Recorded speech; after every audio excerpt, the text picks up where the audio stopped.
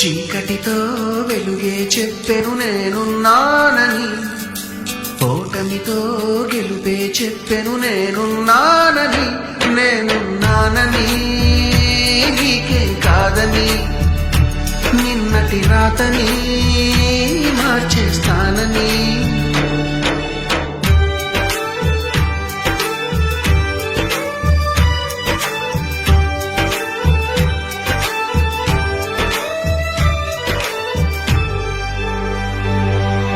తగిలే రాళ్ళని పునాది చేసి ఎదగాలని, తరిమే వాళ్ళని హితులుగా తలచి ముందుకెళ్ళాలని,